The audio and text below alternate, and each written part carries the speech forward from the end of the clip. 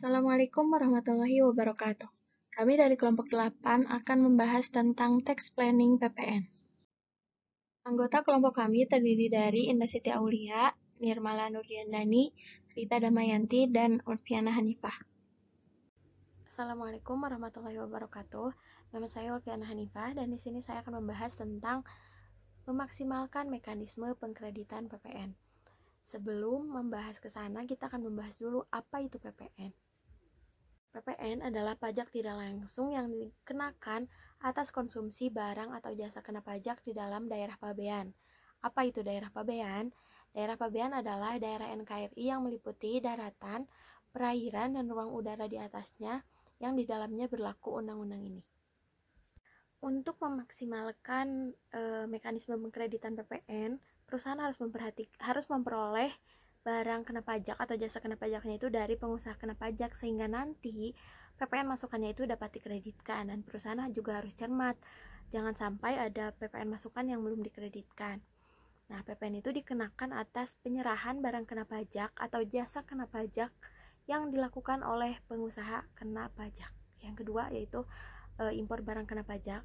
Yang ketiga adalah pemanfaatan barang kena pajak tidak berwujud atau jasa kena pajak keluar daerah di dalam daerah pabean. Dan yang terakhir yaitu ekspor barang kena pajak oleh pengusaha kena pajak. PPN masukan yang dapat dikreditkan yaitu yang berhubungan langsung dengan proses produksi, distribusi, pemasaran, dan manajemen atas PKP atau JKP, dan faktur pajaknya itu yaitu faktur pajak standar atau dokumen yang telah disamakan dengan faktur pajak standar. Sementara PPN masukan yang tidak dapat dikreditkan itu yaitu sebelum dikukuhkan menjadi pengusaha kena pajak. Yang kedua yaitu faktur pajaknya sederhana. Yang ketiga faktur pajaknya cacat. Yang keempat atas pembelian mobil sedan, jeep, station wagon, van, dan kombi. Yang kelima berhubungan dengan produksi BKP atau JKP berkaitan gitu. Yang selanjutnya yaitu tidak berhubungan langsung dengan usaha BKP. Dan yang terakhir dilaporkan pada SPT masa PPN, yaitu ditemukan saat pemeriksaan atau penagihan SKP. Perkenalkan, nama saya Nirmala Nurdiandani dengan NPM 102200033.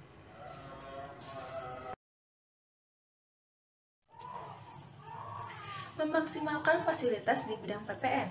Yang pertama ada fasilitas PPN tidak dipungut, yang kedua fasilitas PPN dibebaskan, dan yang ketiga fasilitas PPN ditanggung pemerintah. PPN tidak dipungut berlaku untuk pertama, atas impor barang, pemasukan barang kena pajak, pengiriman hasil produksi, pengeluaran barang, penyerahan kembali barang kena pajak, dan yang kedua, pemanfaatan barang kena pajak tidak berwujud dari luar daerah pabean, penyerahan barang kena pajak atau jasa kena pajak.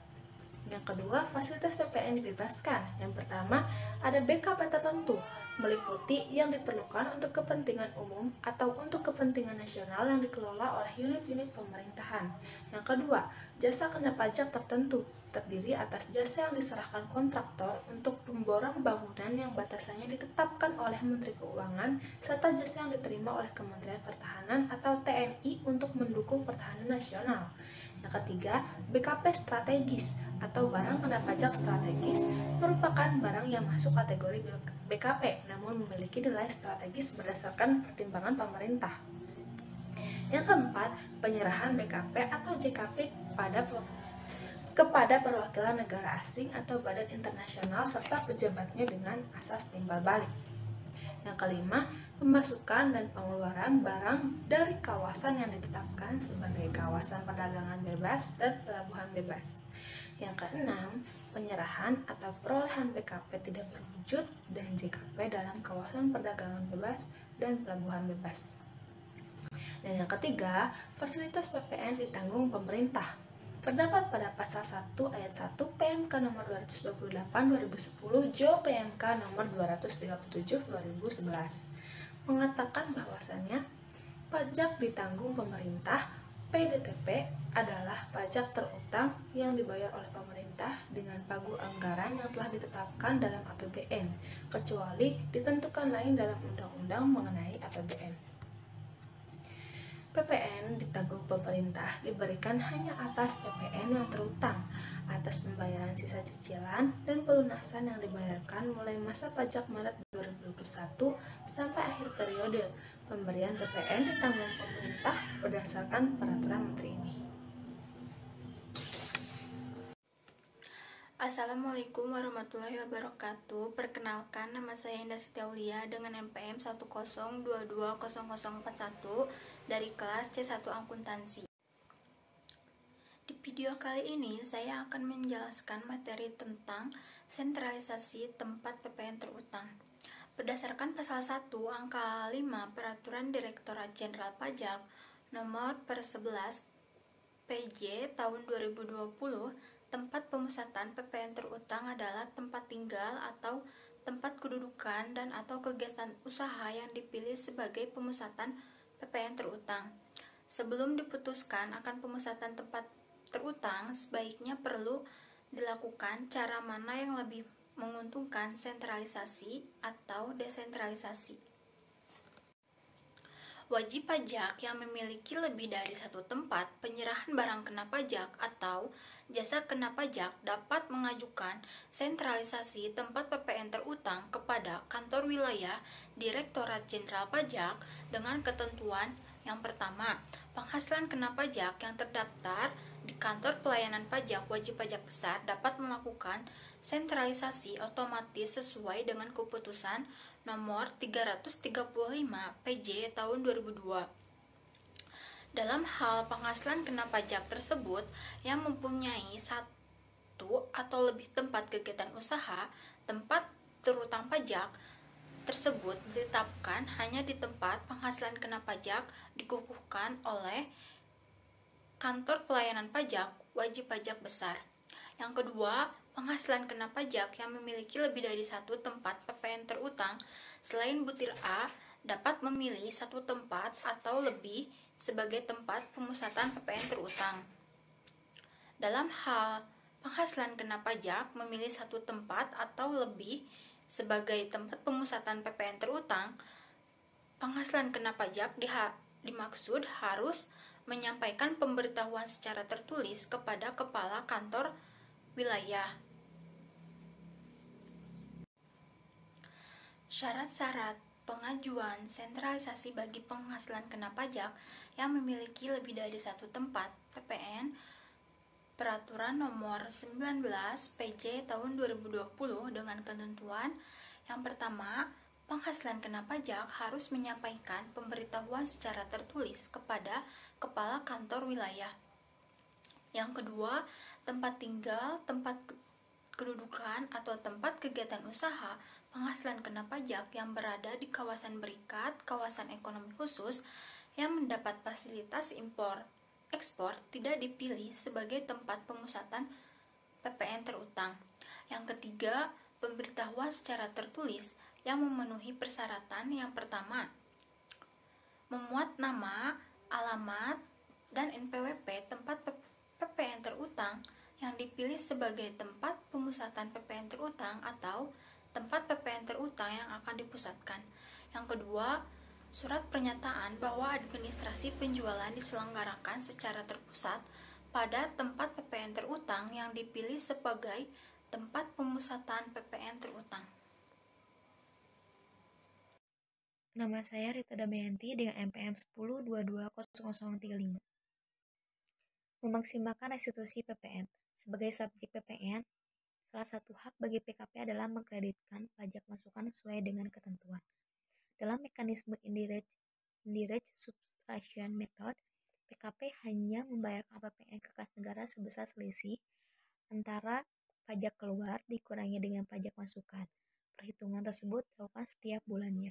Apabila dalam suatu masa pajak terdapat kelebihan pajak atau pajak masukan lebih besar dari pajak keluar, maka atas kelebihan pajak tersebut dikompensasikan ke masa pajak berikutnya dan dapat direstitusi pada akhir tahun buku, kecuali wajib pajak tertentu yang secara mekanisme PPN akan mengalami lebih bayar seperti eksportir dan penyaluran atau pemasok pemerintah, diperkenankan untuk restitusi di setiap masa pajak. Pemilihan restitusi atau kompensasi sangat bergantung pada kondisi masing-masing WP atau perusahaan kena pajak.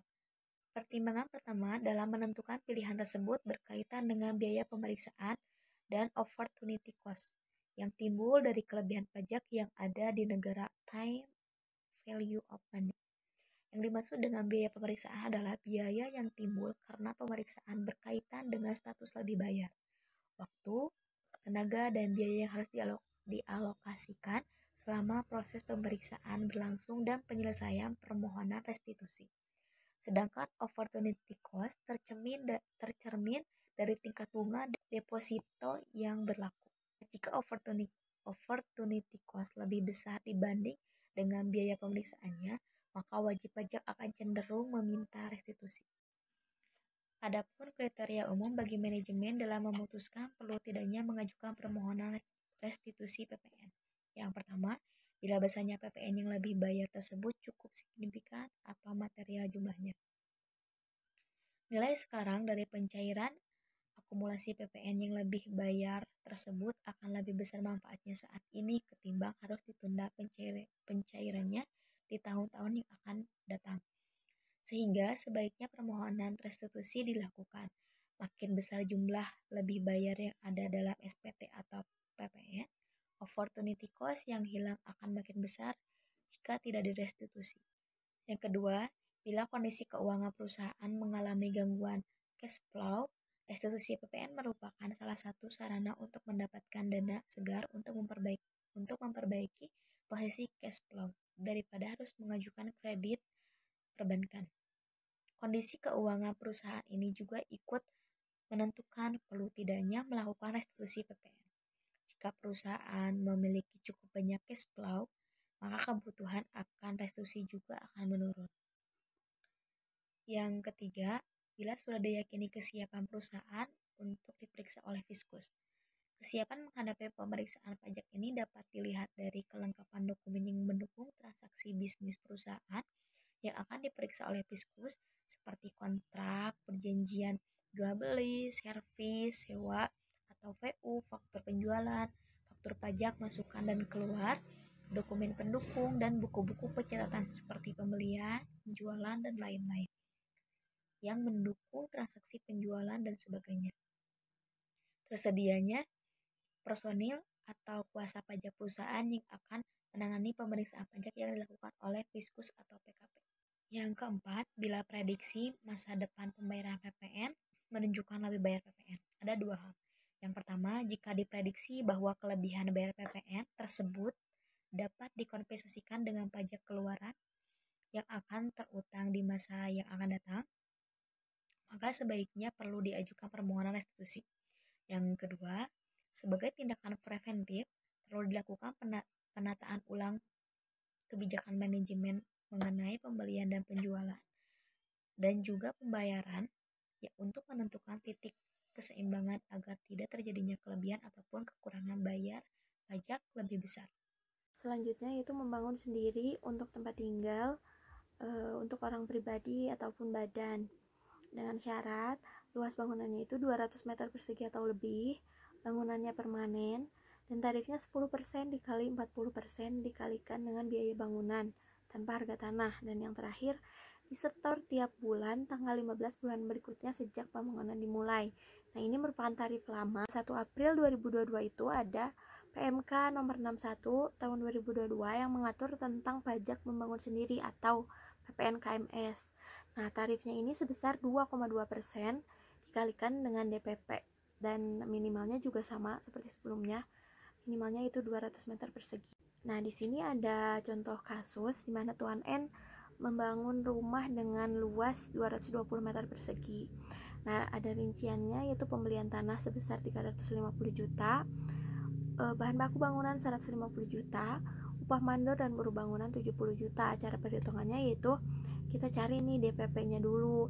DPP-nya merupakan semua biaya kecuali biaya pembelian tanah. Berarti bahan baku bangunan ditambah dengan upah mandor sebesar 220 juta dikalikan dengan tarif 2,2%, maka menghasilkan nilai 4.845.000 Jadi PPN KMS yang harus dibayar oleh Tuan N sebesar 4.840.000. Penjagaan terhadap cash flow.